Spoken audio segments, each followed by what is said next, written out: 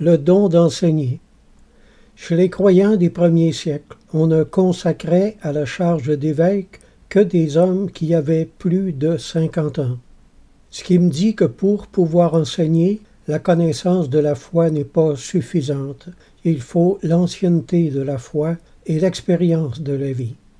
Aujourd'hui, dans les églises évangéliques, on essaie de prendre toutes sortes de raccourcis. Mais les mesures superficielles créent toutes sortes de problèmes. Tout n'est que dispute, querelle, contradiction, division et scandale. L'empressement est une faiblesse qu'il ne faut pas imiter.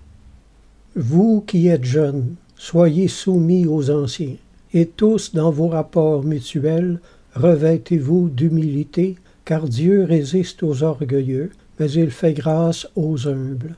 Humiliez-vous donc sous la puissante main de Dieu, afin qu'il vous élève au temps convenable. Pour enseigner, il faut 3 amours. Premièrement, un amour total au Seigneur. Luc 10, 27, « Tu aimeras le Seigneur ton Dieu de tout ton cœur, de toute ton âme, de toute ta force et de toute ta pensée. » Deuxièmement, il faut un amour sans borne des Écritures. Psaume 119, versets 1 à 6. Heureux ceux qui sont intègres dans leur voie, qui marchent selon la loi de l'Éternel. Heureux ceux qui gardent ses préceptes, qui le cherchent de tout leur cœur, qui ne commettent point d'iniquité et qui marchent dans ses voies.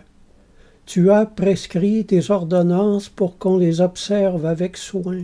Puissent mes actions être bien réglées, afin que je garde tes statuts. Alors je ne rougirai point à la vue de tous tes commandements.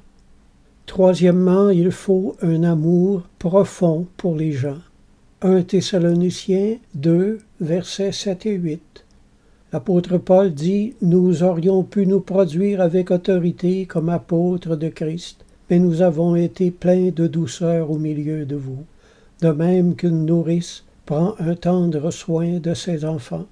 Nous aurions voulu, dans notre vive affection pour vous, non seulement vous donner l'Évangile de Dieu, mais encore nos propres vies, tant vous nous étiez devenus chers. » J.M. Nicole, dans son précis de doctrine chrétienne, a écrit « N'oublions pas que le ministère n'est pas une dignité, il est un service. Nous sommes les disciples de celui qui était doux et humble de cœur et qui nous rappelle que la vraie grandeur se trouve dans l'humilité. » Finalement, pour enseigner, il faut avoir reçu l'onction du Saint-Esprit pour le faire.